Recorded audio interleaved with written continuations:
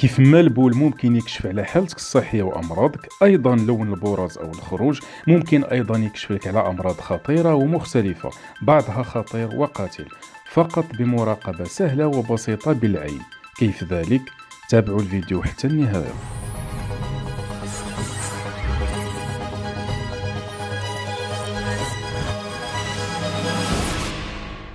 السلام عليكم ورحمة الله تعالى وبركاته، ومرة أخرى مرحبا بكم في قناتكم ميديكول. معكم الدكتور منير. البراز أو الغائط أو الخروج ماشي مادة صامتة أو صماء. الشكل واللون ديالو عندهم أهمية كبيرة في الكشف عن العديد من الأمراض والمشاكل الصحية، والمراقبة ديالو مرة بالعين خاصها تكون عادة تماما مثل البول. ورابط فيديو لون البول غادي تلقاوه لتحت في صندوق الوصف. عند إنسان سليم البراز كيتكون من 75% من الماء، والباقي هو عبارة عن مواد عضوية كالألياف والبكتيريا الميتة والحية والمخلفات الغذائية اللي ما تهضماتش.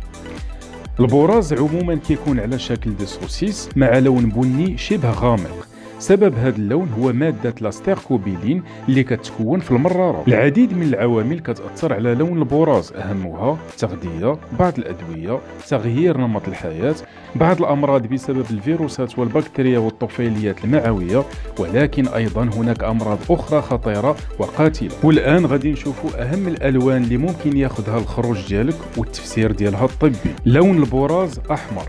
آثار اللون الأحمر كتعني وجود الدم في البراز. إلا كنت مازال شاب ولون البراز عندك أحمر، ولكن فقط في فترة عابرة وقصيرة جدا مع وجود أعراض أخرى كالإسهال والآلام، فالسبب غالبا هو التهاب في القولون أو تعفن.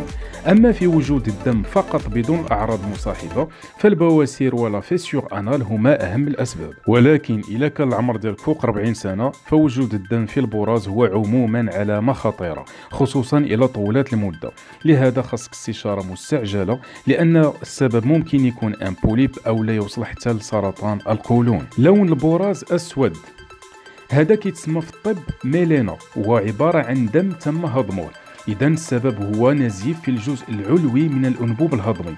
أهم الأمراض المسؤولة هي التهاب وقرحة المعدة، تشمع الكبد، وأيضا سرطان الأمعاء. وهنا أيضا الاستشارة الفورية ضرورية. ولكن قبل ما تخلع، هناك أيضا بعض الأغذية اللي ممكن تعطي هذا اللون الأسود، أهمها الشمندر اللي هو البربر، لي فرامبواز، السبانخ وعرقسوس الريغليس، وبعض الأدوية اللي غنية بالحديد والبسموت. إلا كان اللون ديال البراز أبيض، غالبا المشكل كيكون مرض في الكبد، مثلا انسداد القنوات الصفراوية اللي هي قنوات المرارة، أو عدم إنتاج الأملاح الصفراوية اللي كتشكل أهم مكون في سائل المرارة.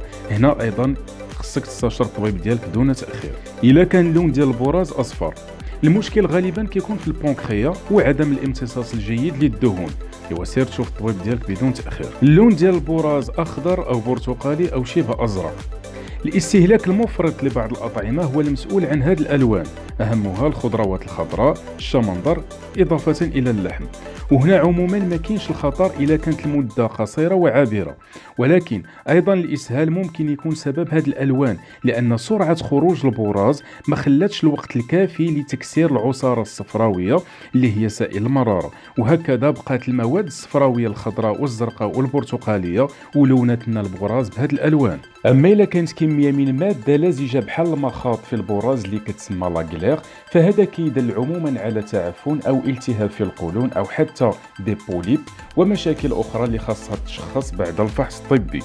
بخصوص الشكل وملمس البراز، فهو كيختلف كثيرا حسب عدة عناصر، أهمها العمر، حيث أن سرعة تنقل وإخراج البراز كتنقص مع التقدم في العمر، والناس اللي كبارين في العمر هم أكثر عرضة للإمساك والقبض. هناك أيضا بعض الأدوية اللي كتسبب الإمساك، أيضا التغييرات الهرمونية كسن الأمل والحمل اللي كتخفض من سرعة البراز، وبالتالي ممكن أنها تسبب لنا القبض، في حين أن التدخين والكحول كيسرعوا من تنقل البراز، والنتيجة هي الإسهال. بعض الأطعمة كالشوكولا كتنزل من سرعة البراز، وبالتالي كتسبب الإمساك، بينما الاستهلاك الكبير للخضر والفواكه ما كيسببش لا دياري، ما كيسببش الإسهال، ولكن كيعطي براز رطب.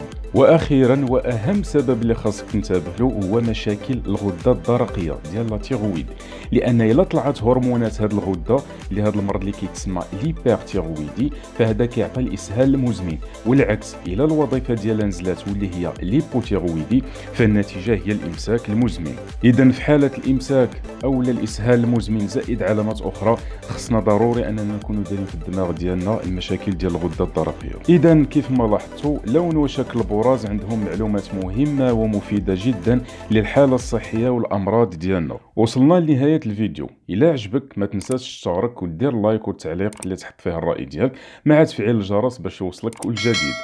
وشكرا والى اللقاء في الفيديو القادم ان شاء الله.